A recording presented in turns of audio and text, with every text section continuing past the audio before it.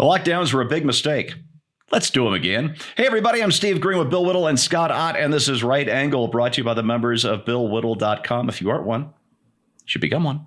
Anyway, let's get right to this, gentlemen. I saw a story at PJ Media, my other job, written by our own Matt Margolis, that kind of blew my socks off. Half because it was shocking and half because it wasn't unexpected at all. It's just one of those weird tales. So, Bill, we're going to start with you. I'm just going to quote the first couple of paragraphs of Matt's column because it's really good stuff. He says, in various states across the nation, there's been a noticeable trend of an increase in coronavirus cases. And by the way, we all knew this was going to come. It was supposed to come after we flattened the curve. He says, while this makes the headlines, the detail that seems to get overlooked is the fact that deaths have declined. The total number of daily deaths peaked in April. It's still in decline. He says, how is this possible? Conventional wisdom suggests that a spike in cases should result in a spike of deaths, but that has not panned out. The protests and riots following George Floyd's death have been going on for nearly a month now. Surely a spike in deaths should have occurred, but so far it hasn't. He says, according to Justin Hart, an information architect and data analyst from San Diego, who gets the virus is just as important as how many get the virus. Right now, he says, the average age of infected cases has dropped by nearly 20 years, he told Matt at PJ Media. Bill, it seems like we are through the absolute worst of this. The unfortunate people in New York nursing homes and Michigan nursing homes who were going to get killed by their own governors have already died. The rest of us are carrying this damn thing, it seems, 20 to 50 million of us. We're not dying in droves. And yet from California to Texas to Florida, they're talking about engaging in more lockdowns. Have we lost our damn minds? The politicians who are engaging in this lockdown orgy, it's not that they lost their minds. It's just that they were given the keys to Disneyland and they just don't want to leave. They've finally had something powerful enough to get people so that they could just simply tell them what to do. And they don't want to let go of that. I was walking through Santa Monica with Natasha 3-4 weeks ago, and most of the businesses were closed. A couple of the restaurants were open for outside service. And I looked around and I said, I wonder when they're going to lift these restrictions. And I said, never. They're never going to lift them. They're never going to say it's over, it's okay, now you can take off your mask. It's not going to happen. It will eventually fade away because people will disobey them, which is happening in record numbers. But there's never going to come a time when they're going to say, okay, we did it. We beat the problem. In the same way that we're never going to see the national terrorism threat level go to green. That's never going to happen. It's the way it is. Now, it's pretty obvious this seeming contradiction. Great increase in cases, no increase in deaths.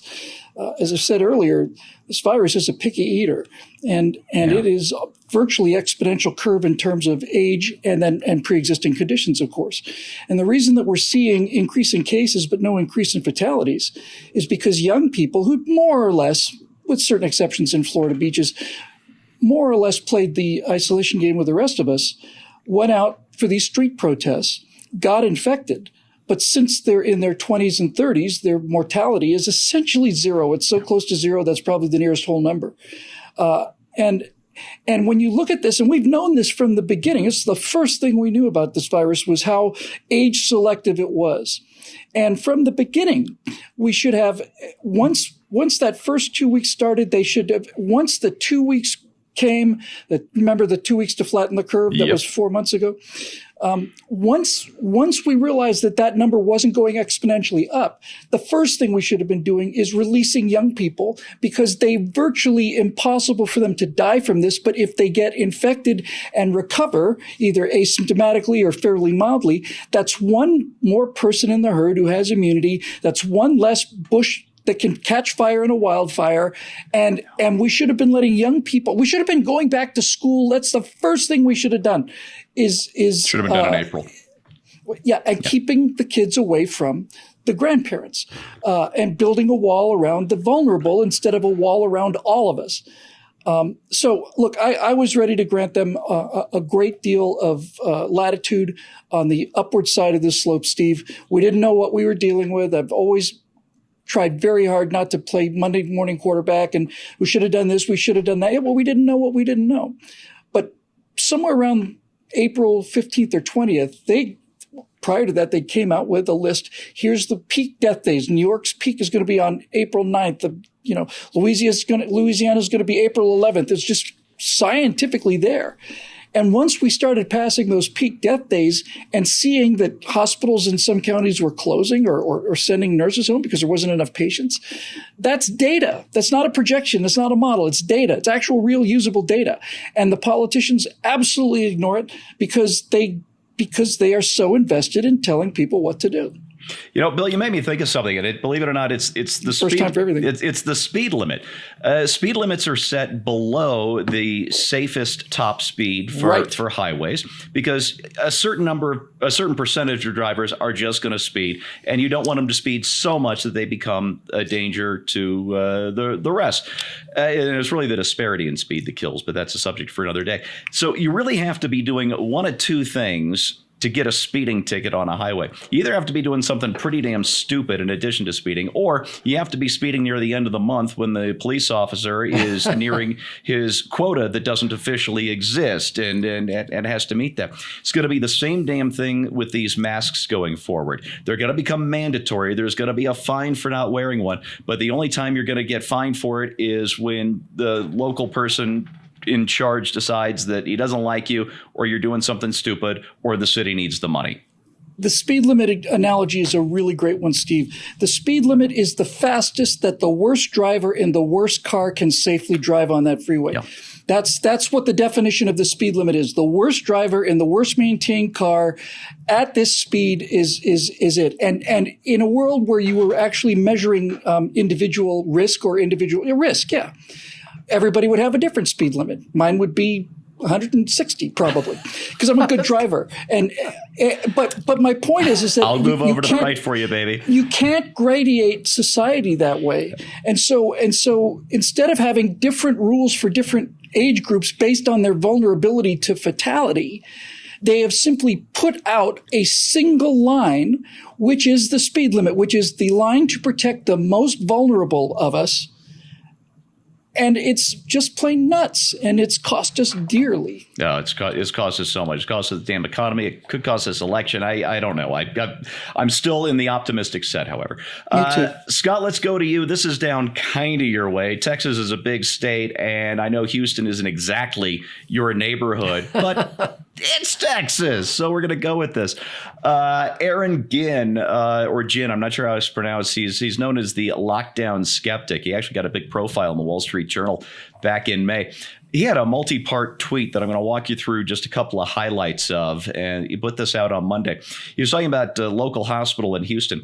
He said, what you've been hearing, because the media's got to scare everybody, what you've been hearing is a report that we are at 97% or so of capacity, ICU capacity. He says exactly 1 year ago, it was at 95%. It is completely normal for us to have ICU capacities that run in the 80s and 90s. That's how all of us operate hospitals. He goes on, the capacity that's being reported is a base capacity. We have the ability to go far higher than that in terms of ICU beds. We're seeing This is exactly what I was just telling you all about. We're seeing younger patients. We are seeing a shorter length of stay. We are seeing lower mortality, and we are seeing lower ICU utilization. And he concludes with, our goal has been for the hospital operators, the people who actually manage bed capacity, to be clear that we're not in imminent danger of running out of bed capacity here in Houston to take care of COVID patients or those who have other illnesses that require hospital care. So well, I'm going to ask you the same question. Are we out of our minds talking about renewed lockdowns? You know, my guess would be, and this is just an assumption based on what I know about other business models, but my guess would be that a 95% capacity in an ICU is where you want to be in order to make it financially viable, because you're going to have to pay all of those better than average doctors to be around. Or those specialized nurses to be around, and you've got all that equipment to pay for, you better be using it. And so I don't necessarily think that's a bad thing. You know, it's funny because I was just looking at a story in the New York Times this morning, and they had a table of data next to it. And the meme has been for the past week or so that because the irresponsible Republican governor of Texas reopened everything way too fast, that Texas was now a massive tragedy in the offing. And it was interesting because I looked at two statistics, and you could sort the list in the New York Times. So I'm using their data. And I sorted the list and said, show me the number of cases per 100,000 citizens of any particular state, and then show me the deaths per 100,000, because that would then obviate the need to do the math with population. And so anyway, as it turns out, if I did my counting correctly, on the infection rate per 100,000, Texas was like number 30 out of the states on the list. And in the rates of death per 100,000, Texas was like number 36 on the list. And so the story you may be getting from the media, the problem with journalists is, and I tell people this all the time, I went, because my degree is in journalism. We're going to need a longer show if you're going to talk about the problems of journalists. So no, and it's not what you think. It's not the political bias, because I went to school and I came out of there with a liberal arts degree with a journalism, it says journalism on my diploma. And in order to get a journalism degree, you have to, to get out of college, it was 100 and some credits you had to take, and 27 of those had to be in journalism. So you really don't have to have too much in your major to be a journalism major. But as I often tell people when I'm trying to explain why I'm so horrible at math, when you came up to Penn State's main gate, they would say, "Can you do math or not?" If you said you could do math, they told you to go to the line on the right where the engineering signups were. If you said you could not do math, they said over here with the journalism enrollment. And anytime you see a story involving any kind of numbers in a newspaper or being told to you by a so-called journalist, immediately discount that. Assume that it's wrong, because I never met a journalist in my life who knew how to do math.